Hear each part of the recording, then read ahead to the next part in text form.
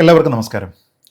നമ്മുടെ രാജ്യത്ത് രാഷ്ട്രീയ വിഷയങ്ങളിലും ജനാധിപത്യ വിഷയങ്ങളിലും ഭരണഘടനാപരമായിട്ടുള്ള വിഷയങ്ങളിലുമെല്ലാം തന്നെ ഇടപെട്ട് നിരന്തരം തൻ്റെ അഭിപ്രായം സധൈര്യം പറയുന്ന ഒരാളാണ് നടൻ കൂടിയായിട്ടുള്ള ശ്രീ പ്രകാശ് രാജ്.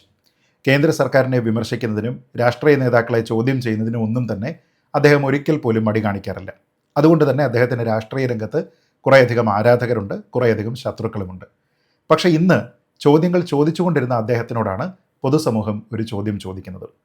മറ്റുള്ളവരോട് നിയമത്തിനെക്കുറിച്ച്, ജനാധിപത്യത്തിനെക്കുറിച്ച്, ഭരണഘടനയെക്കുറിച്ച്, അവകാശങ്ങളെക്കുറിച്ച്, അവകാശ ലംഘനങ്ങളെക്കുറിച്ച് പറഞ്ഞു നടക്കുന്ന ശ്രീ പ്രകാശ് രാജ് സ്വന്തം കാര്യം വരുമ്പോൾ ഇതെല്ലാം തന്നെ പാലിക്കുന്നുണ്ടോ, കോടതിയെ ബഹുമാനിക്കുന്നുണ്ടോ എന്നുള്ളതാണ് ചോദ്യം. ബാംഗ്ലൂരിലെ 48 number additional chief judicial magistrate കോടതിയാണ് ശ്രീ പ്രകാശ് രാജിനെതിരെ ഇപ്പോൾ ജാമ്യമില്ലാത്ത അറസ്റ്റ് വാറണ്ട് പുറപ്പെടുവിച്ചിരിക്കുന്നത്. ഇത് ഒരു പുതിയ കേസല്ല, 2019 തുടങ്ങിയ ഒരു പരാതിയുടെ തുടർച്ചയാണ്. പരാതിക്കാരൻ അഭിഭാഷകനായിട്ടുള്ള കെ ദിലീപ് കുമാർ എന്നയാളാണ്. എന്താണ് ഈ കേസിലെ ആരോപണം, എന്താണ് ശ്രീ പ്രകാശ് രാജിൻ്റെ ന്യായീകരണം, എന്താണ് ഇതിലെ വസ്തുത, ഈ കാര്യങ്ങളെക്കുറിച്ചാണ് നമ്മൾ ഈ വീഡിയോയിൽ പരിശോധിക്കുന്നത്. നോക്കാം. ഇതിലൊന്നാമത് ആരോപണം എന്താണ് എന്നാണ് നമ്മൾ പരിശോധിക്കേണ്ടത്. ശ്രീ പ്രകാശ് രാജിൻ്റെ പേര് ഒരേ സമയം ഒന്നിലധികം വോട്ടർ പട്ടികകളിൽ ഉൾപ്പെട്ടിരിക്കുന്നുണ്ട് എന്നുള്ളതാണ് പരാതി. ഇതിൻ്റെ രസം, ഇത് ഒരു സംസ്ഥാനത്തിൽ മാത്രമല്ല 3 സംസ്ഥാനങ്ങളിലായിട്ടാണ് 4 വോട്ടർ പട്ടികകളിലാണ് പേര്. ഇതിൽ ഒന്നാമത്തേത് ബാംഗ്ലൂരിലെ ശാന്തിനഗർ മണ്ഡലമാണ്, രണ്ടാമത് തെലങ്കാനയിലെ സെരിലിംഗംപള്ളി മണ്ഡലമാണ്, മൂന്നാമത് തമിഴ്നാട്ടിലെ വേളാച്ചേരിയിലാണ്. അവിടെ 2 തവണ അദ്ദേഹത്തിൻ്റെ പേര് വോട്ടർ പട്ടികയിലുണ്ട് എന്നുള്ളതാണ് ഈ പരാതിയിൽ പറയുന്നത്. അതായത് 3 സംസ്ഥാനങ്ങളിലായി 4 വോട്ടർ പട്ടികകളിൽ അദ്ദേഹത്തിൻ്റെ പേര് ചേർത്തിട്ടുണ്ട് എന്നുള്ളതാണ് ഈ പരാതിയുടെ അടിസ്ഥാനം. ഈ പരാതി എന്തുകൊണ്ടാണ് ഗൗരവമുള്ളതാകുന്നത് എന്നാലോചിച്ചാൽ വളരെ ലളിതമാണ്. ഇന്ത്യയിലെ ജനപ്രാതിനിധ്യ നിയമപ്രകാരം ഒരാൾക്ക് ഒരേ സമയം ഒന്നിലധികം മണ്ഡലങ്ങളിൽ ഒരു വോട്ടറായിട്ട് രജിസ്റ്റർ ചെയ്യാനായിട്ട് കഴിയില്ല. തെരഞ്ഞെടുപ്പുമായി ബന്ധപ്പെട്ട രേഖകളിൽ തെറ്റായിട്ടുള്ള വിവരങ്ങൾ നൽകുന്നത്, വിവരങ്ങൾ മറച്ചു വയ്ക്കുന്നത് ഒക്കെ തന്നെ നിയമലംഘനമാണ്, ശിക്ഷാർഹമാണ്. ഇവിടെ പരാതിക്കാരൻ പറയുന്നത് 2019 ബാംഗ്ലൂർ സെൻട്രൽ ലോക്സഭാ മണ്ഡലത്തിൽ സ്വതന്ത്ര സ്ഥാനാർത്ഥിയായിട്ട് ശ്രീ പ്രകാശ് രാജ് മത്സരിക്കുമ്പോൾ അദ്ദേഹം സമർപ്പിച്ചിരുന്ന രേഖകളിൽ ഈ വിവരങ്ങളൊന്നും തന്നെ വെളിപ്പെടുത്തിയിരുന്നില്ല. അതിൽ ഒരു വോട്ടർ പട്ടികയിലുള്ള വിവരങ്ങൾ മാത്രമേ അദ്ദേഹം രേഖപ്പെടുത്തിയിരുന്നുള്ളൂ എന്നുള്ളതാണ്. അതായത് 2019 ബാംഗ്ലൂരിൽ അദ്ദേഹം മത്സരിക്കുമ്പോൾ അതിൽ കർണാടകയിലുള്ള അദ്ദേഹത്തിൻ്റെ വോട്ടർ പട്ടികയിലെ വിവരങ്ങൾ സൂചിപ്പിക്കുമ്പോൾ മറ്റുള്ള സ്ഥലങ്ങളിലും അദ്ദേഹത്തിന് ആക്റ്റീവായിട്ട് വോട്ടർ രജിസ്ട്രേഷൻ ഉണ്ടായിരുന്നു എന്നുള്ളതാണ് പ്രശ്നം. ഈ കേസ് പരിഗണിച്ചത് additional chief judicial magistrate Jyothi Shanthappa കാലയാണ്. അവർ ഈ പരാതി കേട്ടിട്ട് അത് സ്വീകരിച്ചു, തള്ളിക്കളഞ്ഞില്ല. രേഖകൾ പരിശോധിച്ചതിന് ശേഷം പ്രഥമ ദൃഷ്ട്യാ ഈ കേസ് നിലനിൽക്കുന്നതാണ് എന്നാണ് പറഞ്ഞത്. ഈ കേസുമായി ബന്ധപ്പെട്ട് ഇതിലെ പരാതിക്കാരൻ നിരവധി രേഖകൾ കോടതിയിൽ സമർപ്പിച്ചിരുന്നു. അദ്ദേഹത്തിൻ്റെ തന്നെ സത്യവാങ്മൂലമുണ്ട്, പ്രകാശ് രാജിൻ്റെ ഇലക്ഷൻ അഫിഡവിറ്റ് ഉണ്ട്, അദ്ദേഹത്തിൻ്റെ ഡിക്ലറേഷൻസ് എല്ലാം ഉണ്ട്. അതോടൊപ്പം അദ്ദേഹം ഒരു വോട്ടറാണ് എന്ന് ഐഡൻറ്റിഫൈ ചെയ്തുകൊണ്ട് പറഞ്ഞിരിക്കുന്ന വിവരങ്ങളെല്ലാം ഉണ്ട്. അതേ സമയത്ത് തന്നെ മറ്റുള്ള സംസ്ഥാനങ്ങളിലും അദ്ദേഹത്തിന് വോട്ടേഴ്സ് ലിസ്റ്റിൽ പേര് ആക്റ്റീവായിരുന്നു എന്നതുമായി ബന്ധപ്പെട്ട രേഖകളും ഈ പരാതിക്കാരൻ കൊടുത്തിട്ടുണ്ട്.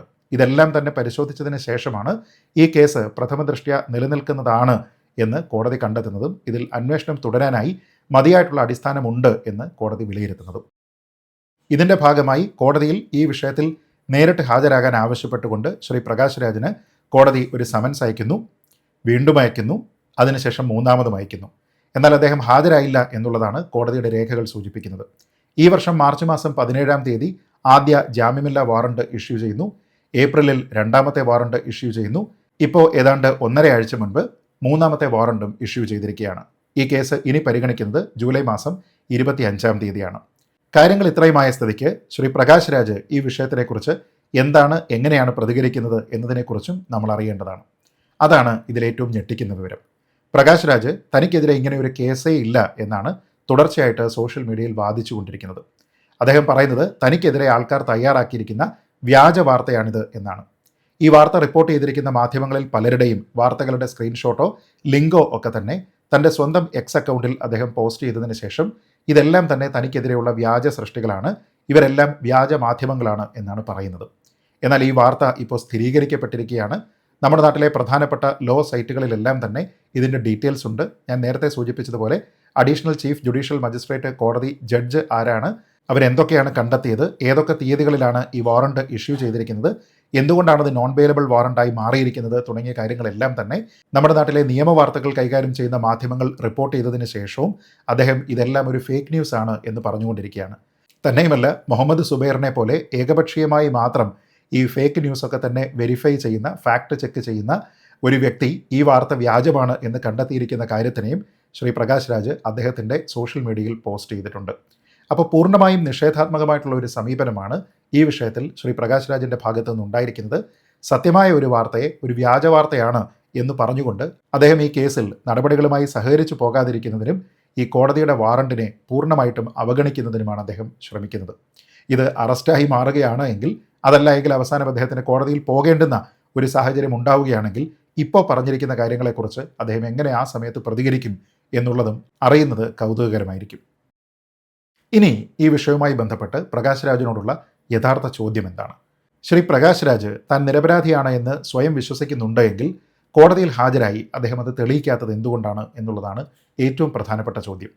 ഈ വിഷയത്തിലെ വാർത്തകളെല്ലാം തന്നെ സത്യസന്ധമാണോ അല്ലയോ എന്നതുമായി ബന്ധപ്പെട്ട് സ്വന്തമായി ഒരു വെരിഫിക്കേഷൻ നടത്തിയതിന് ശേഷം എന്തുകൊണ്ട് വസ്തുതാപരമായി ഈ കാര്യങ്ങൾ അദ്ദേഹം സോഷ്യൽ മീഡിയയിലൂടെ പങ്കുവയ്ക്കുന്നില്ല? എന്തുകൊണ്ടാണ് തനിക്കെതിരെ വന്നിരിക്കുന്ന വാർത്തകളെല്ലാം തന്നെ വ്യാജ വാർത്തയാണ് എന്ന് പറഞ്ഞുകൊണ്ട് വളരെ ക്രെഡിബിലിറ്റിയുള്ള ഇത് റിപ്പോർട്ട് ചെയ്തിരിക്കുന്ന മാധ്യമങ്ങളെയൊക്കെ അദ്ദേഹം അവഹേളിക്കാനായിട്ട് ശ്രമിക്കുന്നത്? നമ്മുടെ നാട്ടിലെ ഒരു സാധാരണ പൗരന് 3 തവണ സമൻസ് വന്നിട്ടും കോടതിയിൽ ഹാജരാകാതിരുന്നാൽ അത് നിയമവ്യവസ്ഥയോടുള്ള ഒരു വെല്ലുവിളിയായിട്ട് ശ്രീ പ്രകാശ് രാജ് കാണുമോ, അതോ വ്യക്തികളുടെ അവകാശ സംരക്ഷണമായിട്ട് അതിനെ അദ്ദേഹം വ്യാഖ്യാനിക്കുമോ? ഇതാണ് ശരിയായ ഇരട്ടത്താപ്പ്. തെരഞ്ഞെടുപ്പ് കമ്മീഷനെ ചോദ്യം ചെയ്യാനും ജനാധിപത്യത്തെക്കുറിച്ച് പ്രഭാഷണം നടത്താനും രാഷ്ട്രീയ നേതാക്കളുടെ സത്യസന്ധത അളക്കാനും പ്രകാശ് രാജിന് ആവോളം സമയമുണ്ട്. പക്ഷേ സ്വന്തം പേരിലുള്ള ഒരു തെരഞ്ഞെടുപ്പ് സംബന്ധമായിട്ടുള്ള കേസിൽ കോടതിക്ക് മുന്നിൽ ഹാജരാകാൻ അദ്ദേഹത്തിന് സമയമില്ല. തനിക്കെതിരെ വന്നിരിക്കുന്ന വാർത്തകൾ സത്യസന്ധമാണോ അല്ലയോ എന്ന് അന്വേഷിക്കാൻ അദ്ദേഹത്തിന് സമയമില്ല. യാതൊരു വിധത്തിലുള്ള കാര്യങ്ങളും വെരിഫൈ ചെയ്യാതെ ഒക്കെ വ്യാജ വാർത്തകളാണ് എന്നുള്ള നുണ അദ്ദേഹം പ്രചരിപ്പിക്കുകയുമാണ്. നമ്മുടെ രാജ്യത്തെ ജനാധിപത്യത്തെ രക്ഷിക്കണം എന്ന് പറയുന്ന ആൾ ആദ്യം ജനാധിപത്യ സ്ഥാപനങ്ങളെ, ഭരണഘടനാ സ്ഥാപനങ്ങളെയാണ് ആദ്യം ബഹുമാനിക്കാൻ പഠിക്കേണ്ടത്. ഈ ചോദ്യമാണ് സത്യത്തിൽ പൊതുജനങ്ങൾ അദ്ദേഹത്തിനോട് ചോദിക്കേണ്ടത്. ഇവിടെ മറ്റൊരു വൈരുദ്ധ്യം കൂടി കാണാനായിട്ട് സാധിക്കും. നമ്മുടെ നാട്ടിൽ വോട്ടർ പട്ടികയുടെ വിശ്വാസ്യതയെക്കുറിച്ച് വലിയ ചർച്ചകൾ നടക്കുമ്പോഴാണ് തെരഞ്ഞെടുപ്പ് സംവിധാനത്തിനെക്കുറിച്ച് അഭിപ്രായം പറയുന്ന ഒരാളിൻ്റെ പേര് ഒന്നിലധികം സംസ്ഥാനങ്ങളിൽ 4 വോട്ടർ പട്ടികകളിൽ ഉണ്ട് എന്നുള്ള ഒരു ആരോപണവുമായിട്ട് ഒരു കേസ് കോടതിയിലെത്തുന്നത്.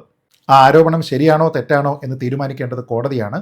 പക്ഷേ തനിക്കെതിരെ ഉണ്ടായിരിക്കുന്ന ആരോപണം തെറ്റാണ് എന്ന് തെളിയിക്കേണ്ടുന്നതിൻ്റെ ബാധ്യത, അത് പൊതുജനങ്ങളെ അറിയിക്കേണ്ടുന്നതിൻ്റെ ബാധ്യത ശ്രീ പ്രകാശ് രാജിനാണ്.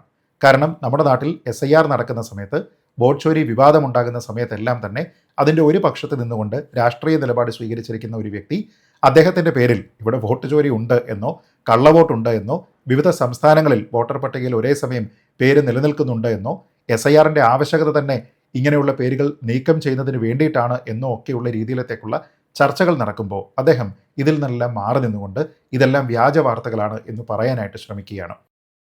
സോഷ്യൽ മീഡിയ പോസ്റ്റിൽ ഈ കാര്യങ്ങളെല്ലാം നിഷേധിച്ചതുകൊണ്ടോ രാഷ്ട്രീയ പ്രസംഗങ്ങൾ നടത്തിയതുകൊണ്ടോ കോടതി നടപടികൾക്ക് അത് പകരമാവില്ല.